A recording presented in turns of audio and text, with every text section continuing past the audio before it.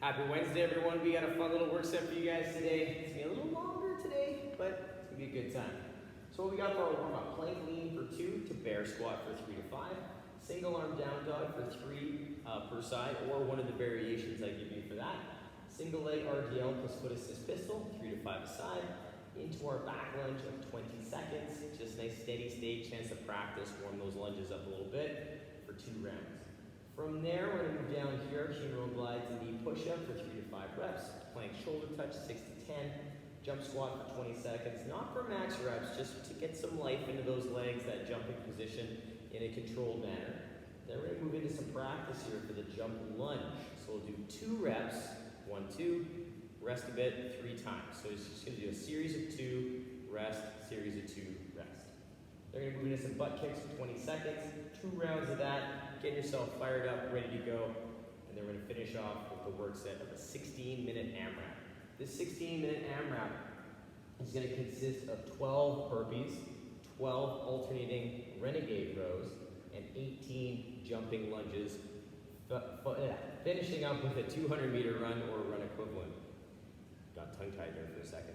So we're going to AMRAP that, take it down nice and steady. It's not meant to be a sprint, but just try and maintain a nice moderate pace all the way through, working on some good key points here with the jump lunge and those Renegade rows. They're going to be a little slower, take your time, work that good position. Let's get you warmed up, let's get you ready to go. Have some fun today. All right, let's get those legs ready to go. Let's take the arms up big and tall overhead. Let's reach it to one side. We'll come back through, reach it to the other side. Back up overhead. We're going to take it all the way down to the floor, touching those toes. We're going to walk up those shins, nice flat back. We'll come down, framing a foot. We'll step back into your lizard, nice and square in those hips. We're going to take the inside hand all the way up to the sky. We're going to rotate forearm to the floor. We're going to come back up. And then again, rotate forearm to the floor. Come back up. And rotate forearm to the floor. And back up to the sky. Plant that hand, we'll step back into that down dog, setting up those shoulders. Let's just work those heels out a little bit. After that nice little adventure we had the other day with skipping, just wake up those feet, we'll come back into our plank, stepping that other foot up nice and square, inside hand's gonna reach, rotate, forearm down, we'll come back up, rotate, forearm down, come back up. And one more time, rotate, forearm down, we'll come back up, plant that hand, we'll step back into our down dog, reaching out those hips, setting those shoulders, just again, walking those heels out a few times, making sure they feel pretty good. Just wake up the ankles and the feet, and then we'll come back into our plank, pushing the floor away as we tiptoe those feet all the way up, and then roll ourselves up, big stretch. Big reach. Oh, come down with those hands. Woo.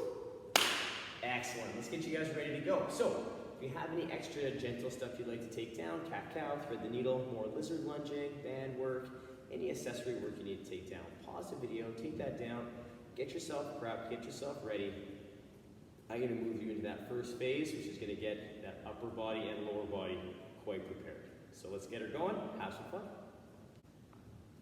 All right, we're going to kickstart off a little plank lean to bear squat. So I'm going to go to the side.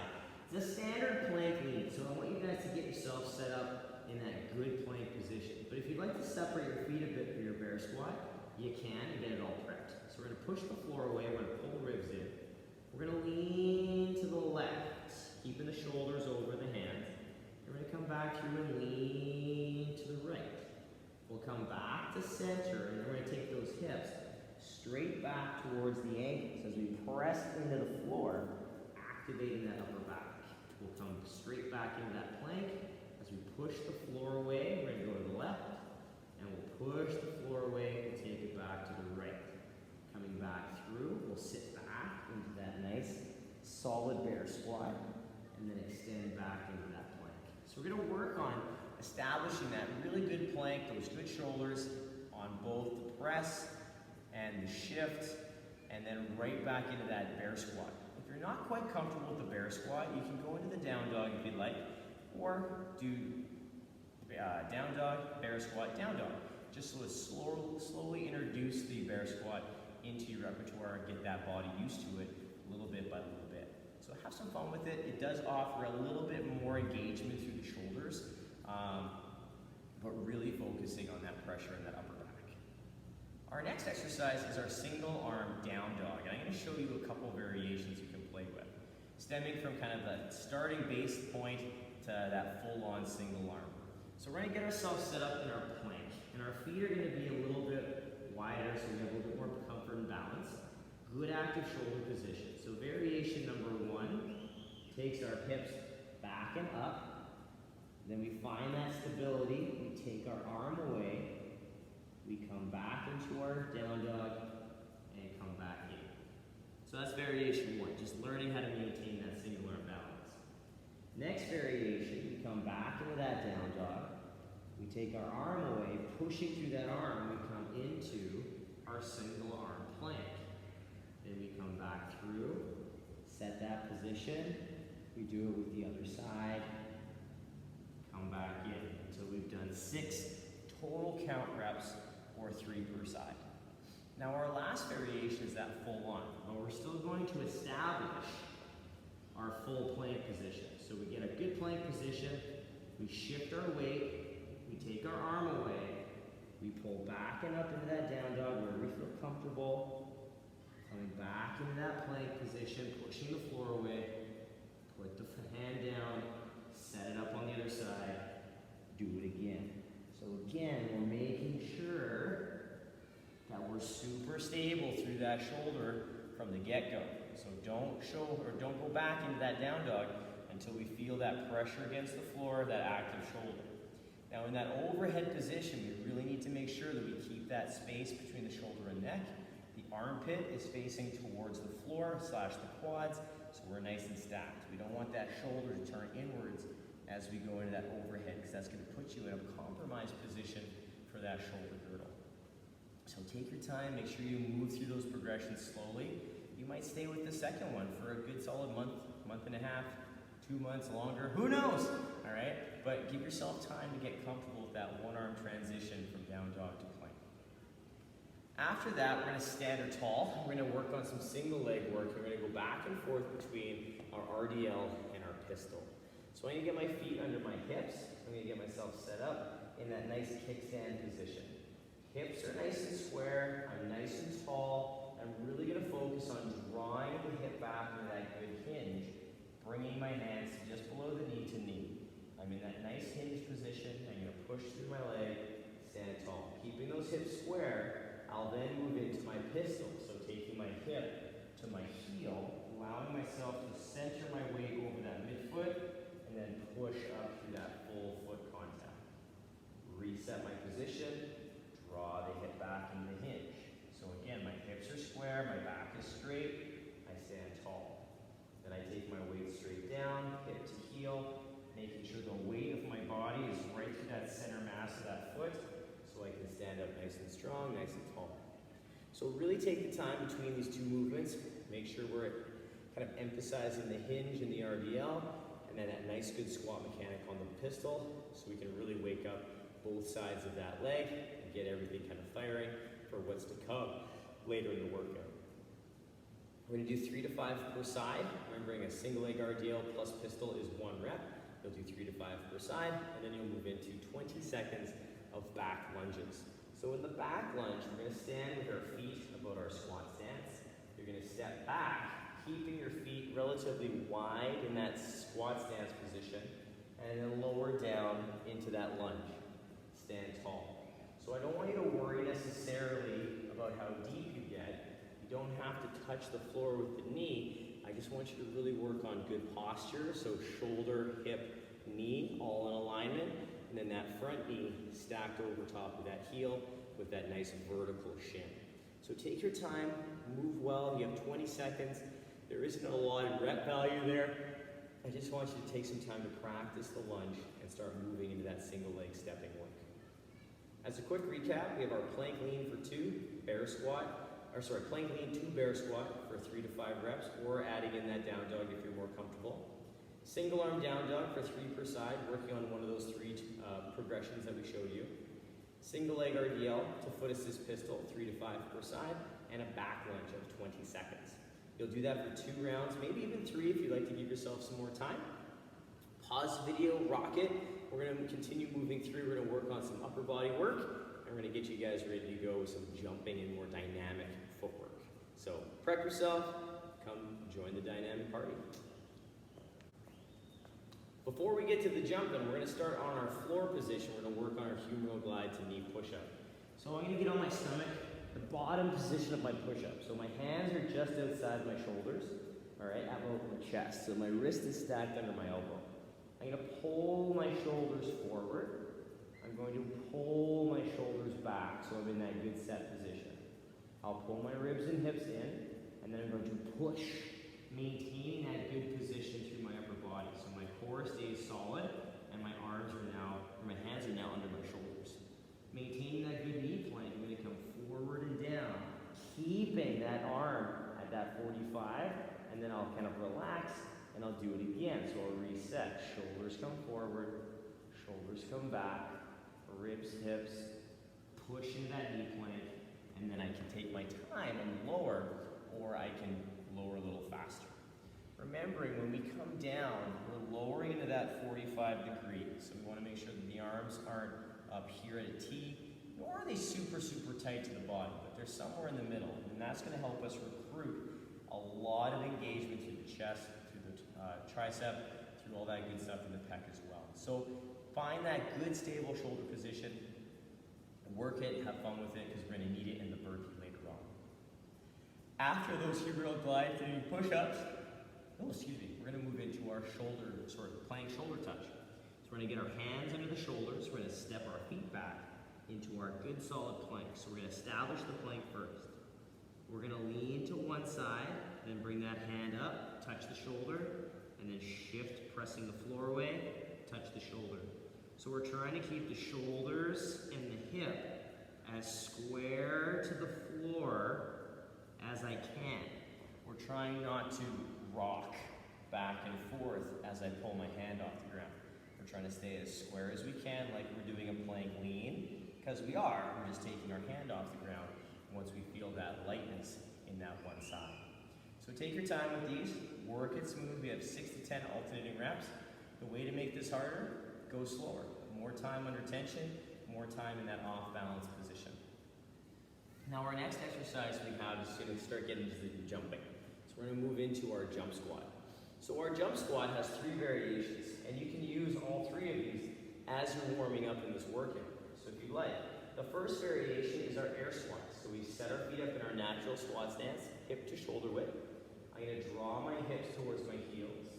My feet stay nice and flat, and my knees are going to track those toes. You're going to stay a little bit out, right? So a little bit of pressure out, but not too much. We want to keep those feet flat.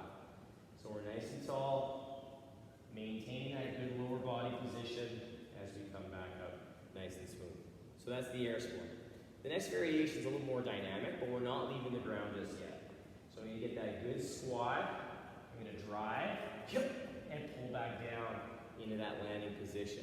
So in that landing position, I'm pulling into that really nice depth of that squat, but I'm still maintaining good position on that deceleration so I can drive back up into the next rep.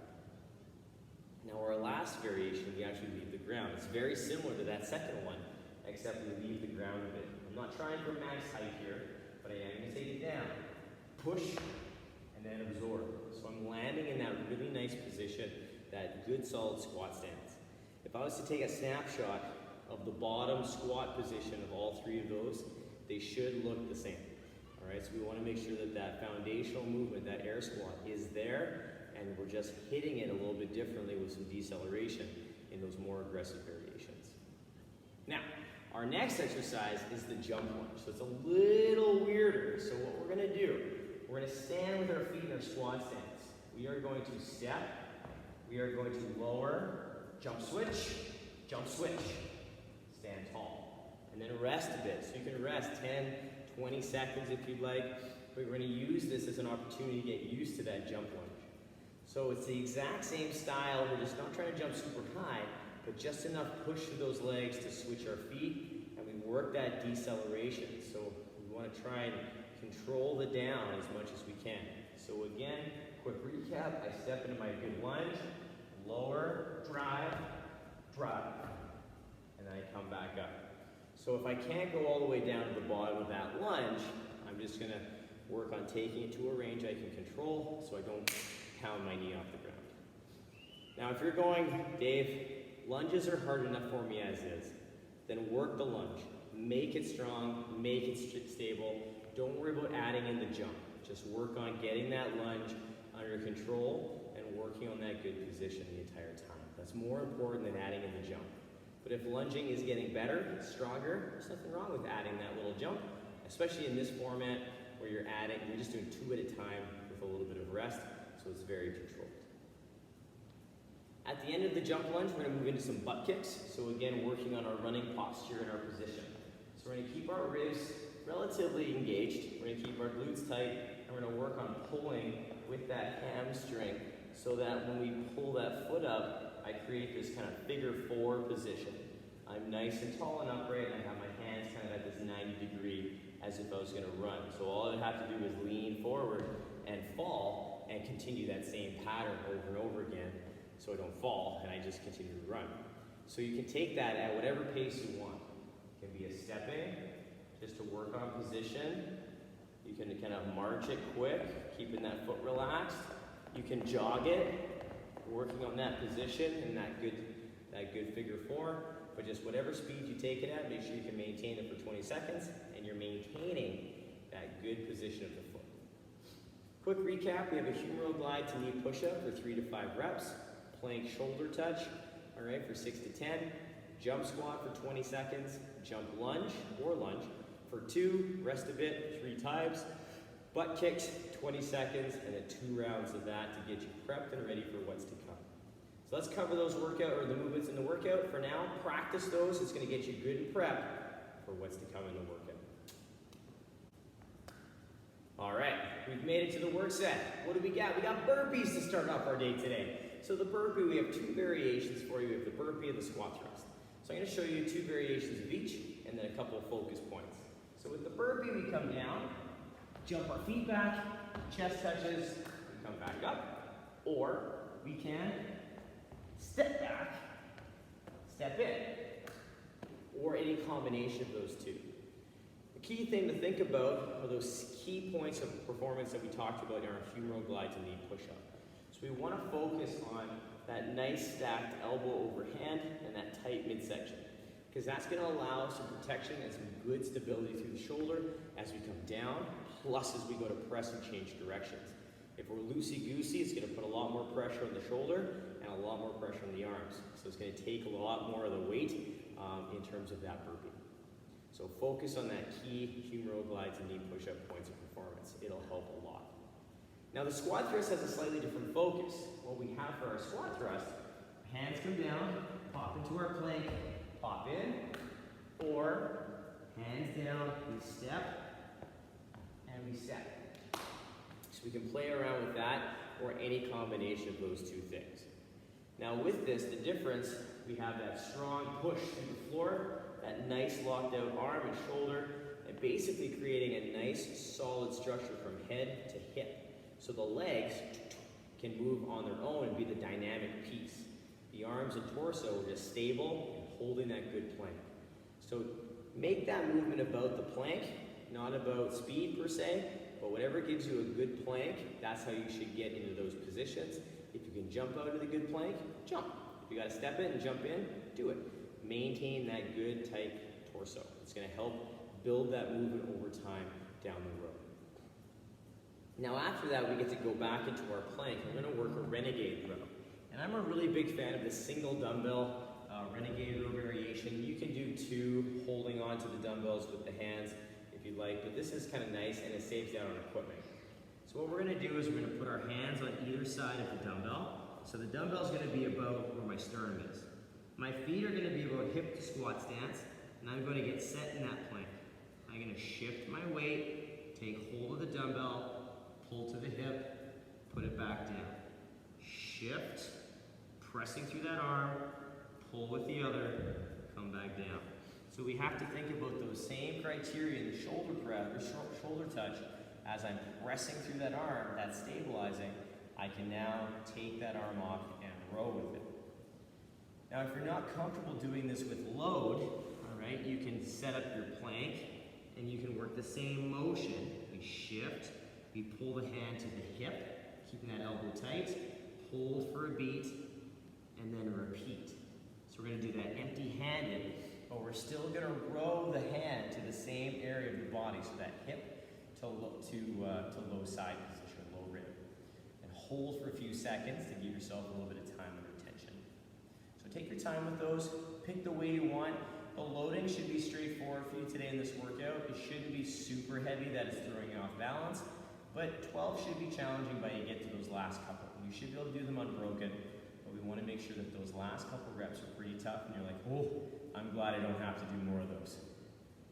Once we're done the Renegade Row, we're going to pop up to our feet and we're going to work on our jumping lunge. So you're going to do 18 total count. If you need to break these up, please do so, especially if you're starting to get a little sloppy with the knee contact and you're starting to like bounce the knee off the ground. Take a quick break, breathe it out. Now, if you're not comfortable with the jump lunge, you can do any lunge variation that we normally do. Front lunge, back lunge, RDL. I'm okay with those. So check that workout description. Make sure you're comfortable with the movement you're using in the workout. You don't have to think about it. These are not loaded movements today in terms of the jumping lunge or the lunges, so please keep that in mind. Check the workout description. I'll have a bunch of options there for you if you don't want to lunge. And last but not least, we have a 200-meter run or a running option. So check that workout description again, and I'll check out for that run to make this workout yours. So there'll be a lot of options in this workout to make this yours. You'll have a 16-minute AMRAP, 12 burpees, 12 alternating Renegade rows, 18 alternating jump lunge, and a 200-meter run. Again, checking those options to make this workout yours so you can enjoy a fun little work set on a Wednesday. I hope you have a ton of fun, you guys. This is a gasser. It's a good time, but enjoy, work for quality, and we'll see you tomorrow for some more fun.